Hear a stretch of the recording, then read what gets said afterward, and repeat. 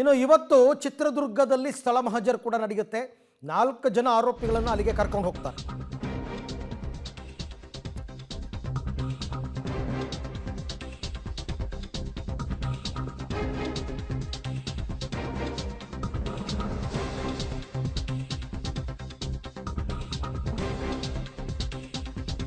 ಇವತ್ತು ಚಿತ್ರದುರ್ಗ ನಗರದಲ್ಲಿ ಸ್ಥಳ ಮಹಜರ್ ಆಗುತ್ತೆ. ರಘು ಜೊತೆ 3 ಆರೋಪಿಗಳನ್ನು ಕರೆತಂದು ಮಹಜರ್ ಮಾಡ್ತಾರೆ.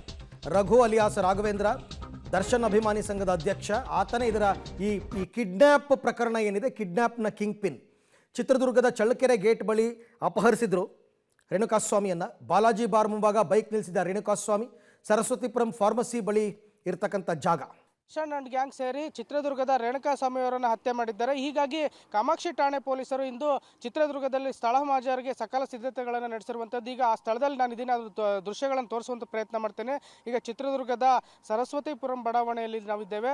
ಸರಸ್ವತಿಪುರಂ ಬಡಾವಣೆಯಲ್ಲಿ ಏನು ಪ್ರತಿನಿತ್ಯವೂ ಕೂಡ ಏನು ಇದೇ ಮಾರ್ಗವಾಗಿ ಚಿತ್ರದುರ್ಗದ ವೆಂಕಟರಮಣ ಸ್ವಾಮಿ ಬಡಾವಣೆಯ ರೇಣುಕಾಸ್ವಾಮಿ ಅವರು ಇದೇ ಮಾರ್ಗವಾಗಿ ಒಂದು ಫಾರ್ಮಸಿಗೆ ತನ್ನ ಕೆಲಸಕ್ಕಾಗಿ ಆಗಮಿಸ್ತಿದ್ರು. ಪ್ರತಿನಿತ್ಯವೂ ಕೂಡ ಬೆಳಗ್ಗೆ ಬಂದವರು ಸಂಜೆವರೆಗೆ ಕರ್ತವ್ಯವನ್ನು ನಿರ್ವಹಿಸಿ ಇದೇ ಮಾರ್ಗವಾಗಿ ತನ್ನ ಸ್ಕೂಟಿ ಬೈಕಲ್ಲಿ ಮನೆಗೆ ತೆರಳ್ತಾ ಇದ್ರು. ಆದರೆ ಏನು ಗುರುವಾರ 6ನೇ ತಾರೀಕು ಸಂಜೆ ಕರ್ತವ್ಯ ಮುಗಿಸ್ಕೊಂಡು ಮನೆಗೆ ತೆರಳುವಂಥ ಸಂದರ್ಭದಲ್ಲಿ ಇದೇ ಮಾರ್ಗವಾಗಿ ಬರ್ತಿದ್ದಂಥ ರೇಣುಕಾಸ್ವಾಮಿ ಅವರನ್ನು ರಾಘವೇಂದ್ರ ಅವರು ಮಾತನಾಡಿಸಿ ಅವರ ಬೈಕನ್ನು ಈ ಒಂದು ಏನು ಬಿಳಿ ಕಾರ್ ಕಾಣ್ತಾ ಇದೆ ಆ ಬಿಳಿ ಕಾರ್ ಮುಂಭಾಗದಲ್ಲಿ ನಿಲ್ಲಿಸಿರ್ತಾರೆ.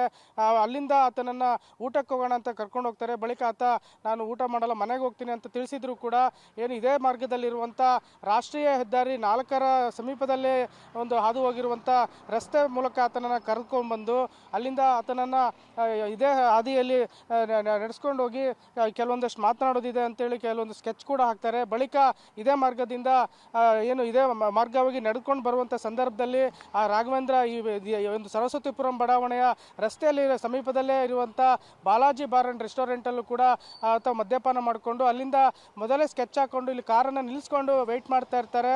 ಏನು ಬೆಂಗಳೂರಿನಿಂದ ಬಂದಿದ್ದಂಥ ನಂದೀಶ್, ಕಾರ್ತಿಕ್ ಸೇರಿದಂತೆ 4 ಗುಂಪು ಈ ಒಂದು ಕಾರಲ್ಲಿ ವೆಯ್ಟ್ ಮಾಡ್ತಾ ಇರುತ್ತೆ ಕಾರ್ತಿಕ್ ಸ್ವಾಮಿಯನ್ನು ಕಿಡ್ನಾಪ್ ಮಾಡೋದಕ್ಕೋಸ್ಕರ. ಬಳಿಕ ಆ ಬಾರ್ನಿಂದ ಹೊರ ಬಂದಂಥ ರಾಘವೇಂದ್ರ ಏನು ರೇಣುಕಾಸ್ವಾಮಿ ಅವರನ್ನು ನೇರವಾಗಿ ಕಾರ್ ಇದ್ದಂಥ ಸ್ಥಳಕ್ಕೆ ಕರ್ಕೊಂಡ್ಬರ್ತಾರೆ. ಬಳಿಕ ಇದೇ ಸ್ಥಳದಿಂದಲೇ ಕಾರ್ನಲ್ಲಿ ಆತನನ್ನು ಕಿಡ್ನಾಪ್ ಮಾಡಿದ್ರು ಎಂಬ ಮಾಹಿತಿ ಪೊಲೀಸ್ ಮೂಲಗಳಿಂದ ತಿಳಿದು ಬಂದಿದೆ. ಹಾಗಾಗಿ ಏನು ಇಂದು ಈ ಘಟನಾ ಸ್ಥಳಕ್ಕೆ ಆರೋಪಿಗಳಾದಂಥ 4 ರಾಘವೇಂದ್ರ ಸೇರಿದಂತೆ ನಂದೀಶ್, ಕಾರ್ತಿಕ್ ಅವರನ್ನು ಈ ಸ್ಥಳಕ್ಕೆ ಕರೆತಂದು ಬೆಂಗಳೂರಿನ ಕಾಮಾಕ್ಷಿ ಠಾಣೆ ಪೊಲೀಸರು ಇಂದು ಸ್ಥಳ ಮಹಜರನ್ನು ನಡೆಸೋದಕ್ಕೆ ಸಜ್ಜಾಗಿದ್ದಾರೆ.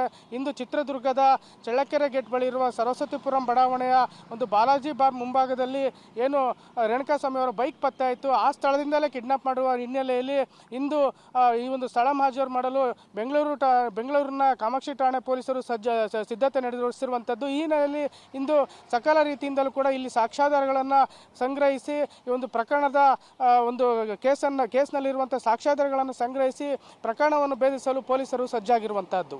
ಕ್ಯಾಮ್ರಾಮನ್ ಅರ್ಜುನ್ ಜೊತೆ ಸಿದ್ದರಾಜು, ಪಬ್ಲಿಕ್ ಟಿವಿ, ಚಿತ್ರದುರ್ಗ. ಇಲ್ಲಿ ಸ್ಥಳ ಮಹಜರ್ ಮಾಡೋದ್ರಿಂದ ತುಂಬ ದೊಡ್ಡ ಸಾಕ್ಷ್ಯ ಸಿಕ್ಬಿಡುತ್ತೆ ಅಂತ ಏನಿಲ್ಲ. ಈ ಜಾಗದಿಂದ ಕಿಡ್ನ್ಯಾಪ್ ಮಾಡಿದ್ರು, ಹಾಗಾಗಿ ಆ ಜಾಗಕ್ಕೆ ಬರಬೇಕು. ಒಂದಷ್ಟು ಮಾಹಿತಿ ಕಲೆ ಹಾಕ್ತಾರೆ. ನೀವು ಚಿತ್ರದುರ್ಗಕ್ಕೆ ಯಾವತ್ತು ಬಂದ್ರಿ, ಫಸ್ಟ್ ಎಲ್ಲಿಗೆ ಹೋದ್ರಿ, ಅದಾದಮೇಲೆ ಏನು ಮಾಡಿದ್ರಿ, ಎಲ್ಲಿ ನಿಂತಿದ್ರಿ, ಎಲ್ಲಿ ಫೋನ್ ಮಾಡಿದ್ರಿ ರೇಣುಕಾ ಸ್ವಾಮಿಗೆ, ರೇಣುಕಾ ಸ್ವಾಮಿಯನ್ನು ಅಲ್ಲಿಂದ ಎಲ್ಲಿಗೆ ಕರೆಸ್ಕೊಂಡ್ರಿ, ಇದೆಲ್ಲ ಒಂದಷ್ಟು ಮಾಹಿತಿ ಮತ್ತು ಚಿತ್ರೀಕರಣ ಮಾಡಬೇಕು. ನೆನ್ನೆ ಮಾಡಿರ್ತಕ್ಕಂಥದ್ರಲ್ಲಿ ಎವಿಡೆನ್ಸ್ಗಳು ಜಾಸ್ತಿ ಸಿಗುತ್ತೆ. ಸೊ ಹಾಗಾಗಿ ಇವತ್ತು 4 ಜನರನ್ನು ಕರ್ಕೊಂಡು ಬರ್ತಾ ಇದ್ದಾರೆ ಆರೋಪಿಗಳನ್ನು. ರಘು ಅಲಿಯಾಸ್ ರಾಘವೇಂದ್ರ ಮತ್ತು ಬೇರೆಯವರು ಇನ್ನು ಒಟ್ಟು 4 ಜನ. ಇವರು ಯಾರ್ಯಾರು ಕಿಡ್ನ್ಯಾಪ್ನಲ್ಲಿ ಭಾಗಿಯಾಗಿದ್ದರು ಅವರನ್ನು ಮಾತ್ರ ಕರ್ಕೊಂಡು ಬರ್ತಾರೆ.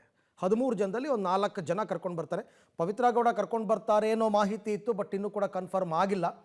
ಬಟ್ ಸದ್ಯದ ಮಾಹಿತಿಯ ಪ್ರಕಾರ ಚಿತ್ರದುರ್ಗಕ್ಕೆ 4 ಜನ ಆರೋಪಿಗಳನ್ನು ಕರ್ಕೊಂಡು ಹೋಗ್ತಾರೆ. ಯಾರ್ಯಾರು ಕಾರಲ್ಲಿದ್ದರು, ರೇಣುಕಾಸ್ವಾಮಿಯನ್ನು ಯಾರು ಕಿಡ್ನ್ಯಾಪ್ ಮಾಡಿದ್ರು ಅವರನ್ನು ಕರ್ಕೊಂಡು ಬರ್ತಾರೆ. ಅದಕ್ಕೆ ಕರ್ಕೊಂಡು ಬಂದಂತಹ ಸಂದರ್ಭದಲ್ಲಿ ಯಾರಿದ್ದರು ಅವ್ರನ್ನ ಕರ್ಕೊಂಡು ಬಂದು ಇವತ್ತು ಇಲ್ಲಿ ಸ್ಪಾಟ್ ಮಹಜರನ್ನು ಮಾಡ್ತಾರೆ. ಅದೊಂದು ಪ್ರೋಸೆಸ್ ಆದರೆ ಬಹುತೇಕ ನನ್ನ ಪ್ರಕಾರ ಇನ್ನು ದರ್ಶನ್ ಮನೆಯನ್ನು ಬೇಕಾದರೆ ಸ್ಥಳ ಮಹಜರ್ ಮಾಡಬಹುದು. ದರ್ಶನ್ ಕರ್ಕೊಂಡು ಹೋಗಿ ಪವಿತ್ರ ಗೌಡ ಅವರ ಮನೆಯನ್ನು ಸ್ಥಳ ಮಹಜರ್ ಮಾಡ್ಬೋದು, ಏನಾದರೂ ಸಾಕ್ಷ್ಯಗಳು ಸಿಗ್ಬೋದು ಅಂತ. ಎಲ್ಲದಕ್ಕಿಂತ ಪ್ರಮುಖವಾಗಿ ಎಲ್ಲರ ಮೊಬೈಲನ್ನು ಇಸ್ಕೊಂಡಿರೋದ್ರಿಂದ ಮೊಬೈಲ್ಗಳೇ ದೊಡ್ಡ ಎವಿಡೆನ್ಸ್ ಆಗುತ್ತೆ. ಸೊ ಹಾಗಾಗಿ ಅದು ಎವಿಡೆನ್ಸ್ ಅದು.